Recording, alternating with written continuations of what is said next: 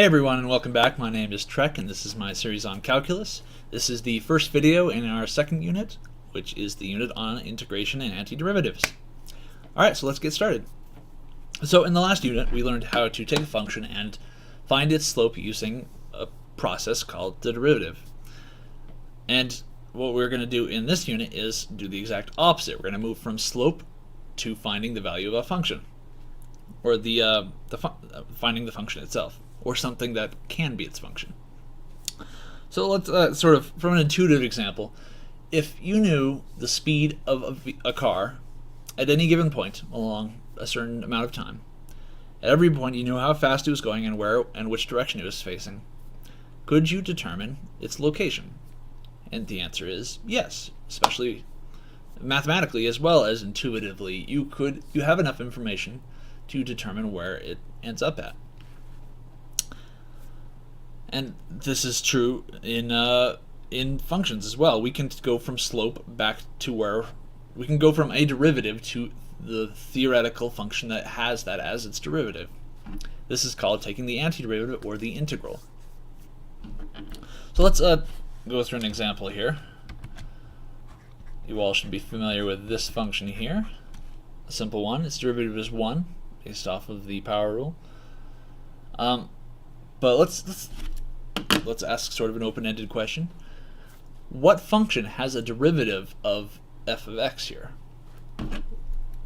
If we had a function, which I'm going to call big F of x, it is some value such that df dx is equal to f of x. What does big F of x equal? I'm going to go ahead and write it in, and I'll explain the relationship.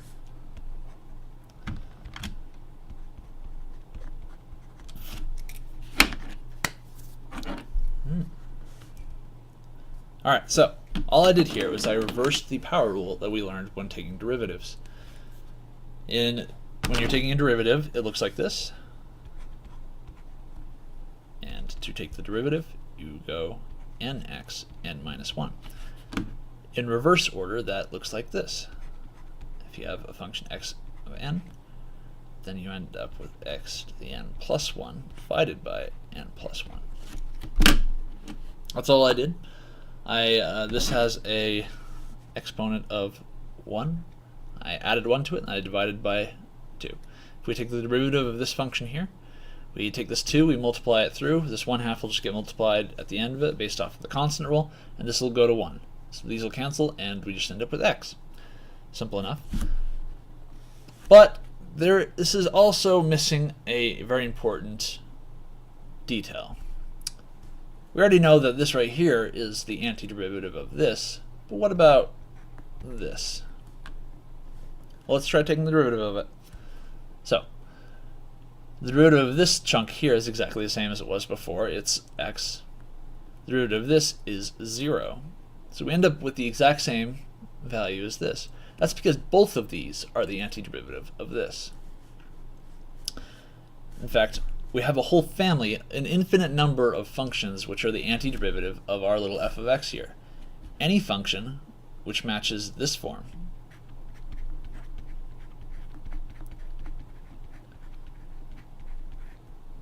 is a solution to this equation here. Which I'm gonna, and this c right here just means any constant. We don't care what the actual constant is. If we add 5, if for whatever reason we needed to add 5 to it, that's still just c. It's some constant, we don't care what it is.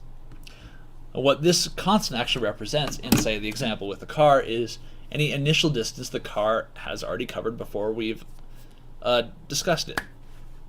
For example, if we know the speed of the car at any given moment along a path, but it started 1,000 miles ahead, that's what that c represents. It's plus 1,000 miles. We can still determine the path.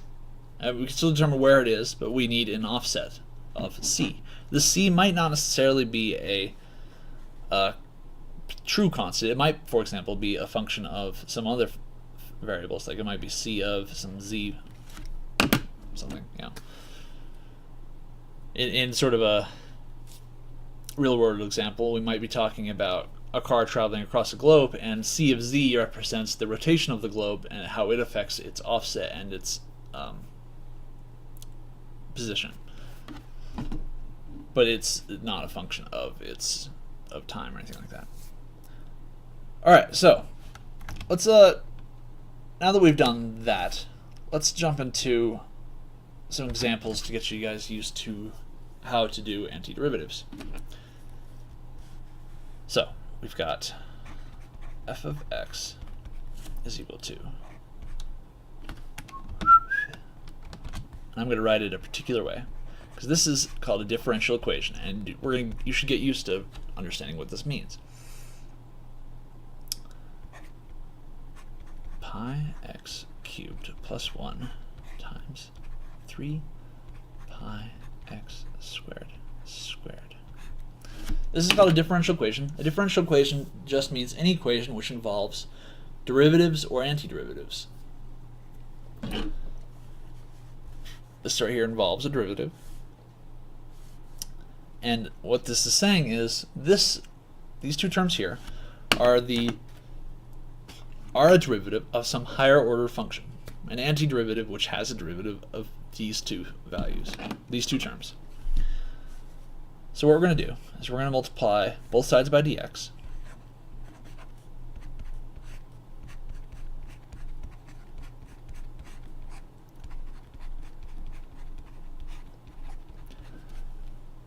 And we're going to perform an integration, which the symbol for that is an elongated s. It looks like this.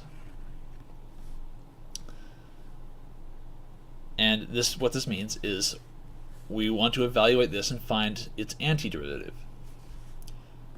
So over here we have dy.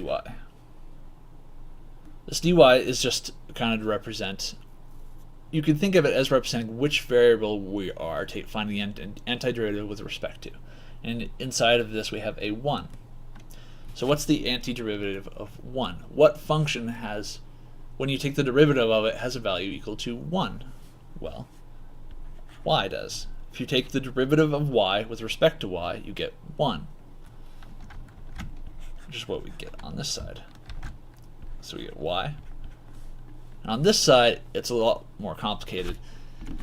You should look at that and think, whoa, that doesn't make any, that's going to take me a while. But in reality, it's actually quite simple once you employ a trick I'm going to show you, which is you use a lot in integration. It's substitution.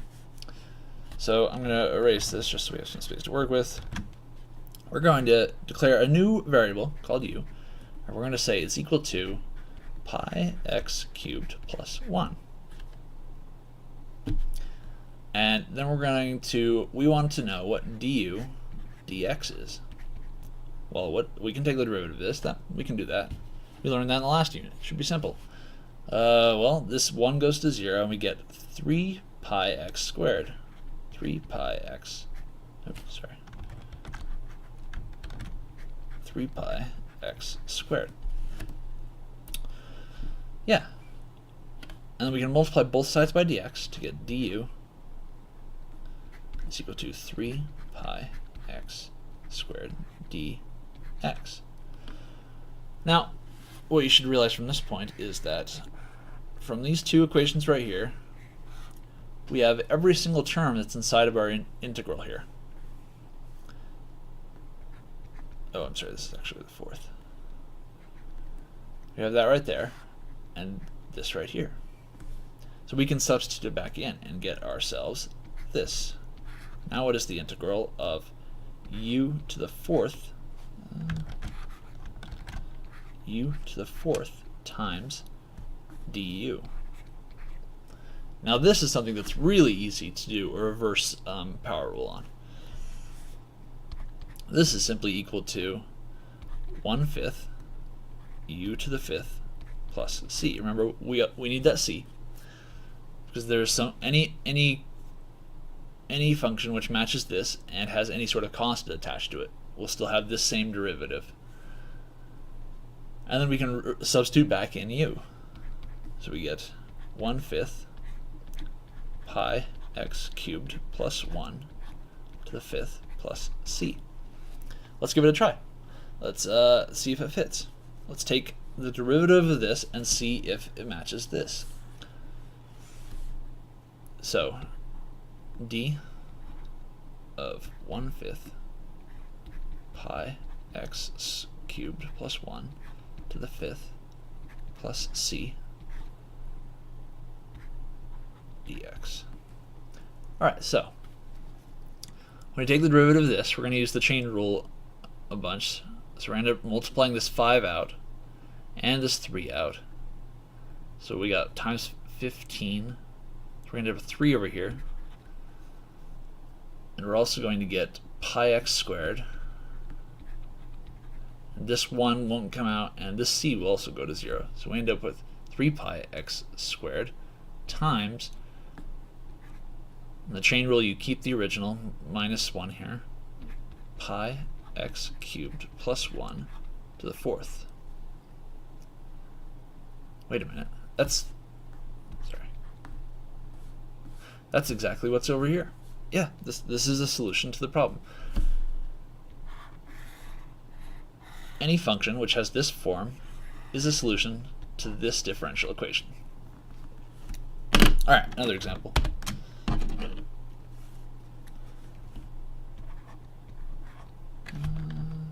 Yeah, that's right. Okay. dy dx plus x over y is equal to 0. I'm going to tell you ahead of time, this is a very interesting one. It should look very familiar to you when we're done with it. And this is actually what something that looks very familiar to you looks like in a differential equation form. But let's go ahead and work with this, see what we can do. I'm going to move this term to the other side. So we get dy dx is equal to negative x over y. And then we're going to flop them. So we get dx dy is equal to y over negative x. Multiply both sides by, we're going to multiply both sides by negative x dy. So we get negative x dx is equal to y dy. And then we can integrate both sides now that we have our differential terms. This negative 1 is a constant. We can just pull it out, just like in derivatives, because the same rules apply. And so what's the derivative of x dx? What's the antiderivative of x dx?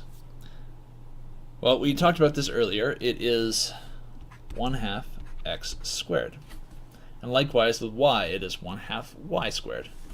So we get negative 1/2 x squared on the side plus c is equal to 1/2 y squared plus c.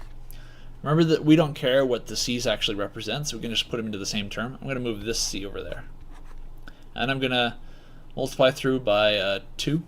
And again, that'll change our c's, but we don't care what the c's are,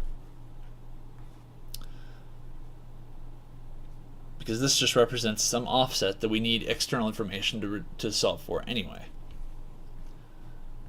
So we end up with negative x, let's put it up here.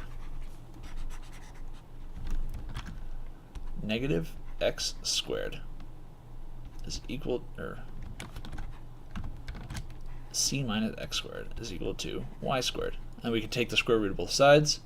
We get y is equal to the square root of c minus x squared. Oops. Any function which has this form is the solution to this differential equation. Let's try an example. So let's say we'll call some function y1 is equal to the square root of 16 minus x squared. First off, let me show you what this function is that you might not have recognized. If we square both sides, we get y1 squared is equal to 16 minus x squared. When we move the x over to this side, we get y1 squared plus x squared is equal to 16. That's a circle. This right here is a circle in differential form. Alright, let's move on.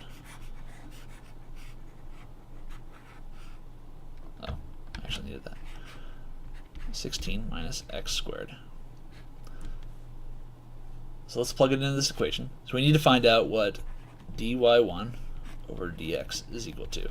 So we'll erase this symbol here, and we'll just put parens around it, 1/2, just because it's easier for me to work with visually. So we do a chain rule here, so we multiply by 1/2, and we subtract 1. 16 minus x squared times negative 1/2. And then we multiply by the derivative of the inside, which is negative 2x. Negative 2x. Because this 16 will go to 0 when you take the derivative. And that comes out to be, this 2 and this 1/2 will cancel. We get negative x 16 minus x squared to the negative 1/2. So we can plug that into our equation here for this dy dx, and then we have negative x 16 minus x squared negative 1/2 plus x over our y, which is right here, 16 minus x squared 1/2, which, since this is in the denominator, that's the same thing as negative 1/2 in the numerator. These are exactly the opposite terms, and they cancel, and we end up with 0. So this y1 that we've conjured up here is the solution to our differential equation here. Okay. Thank you. I recommend you practice this more and kind of grasp how this is working algebraically, and get used to the idea of moving upwards and downwards on the derivative and antiderivative scale. You can go however many steps in either direction, and these functions all have relationships to each other, as demonstrated by our example here. This is an equation which involves our independent variable x, our function y, and the derivative, which is describing the relationship between them. This is kind of what differential equations look like. They have all these components in them. They've got functions, they've got independent variables, and they've got descriptions of the relationship between them. And you have to work with these. You have to get familiar and comfortable with this sort of thing. In the next video, we're going to sort of look at this again, but from a graphical perspective. We're going to talk about how to find antiderivatives using graphs. So thanks for watching, and I'll see you in the next video.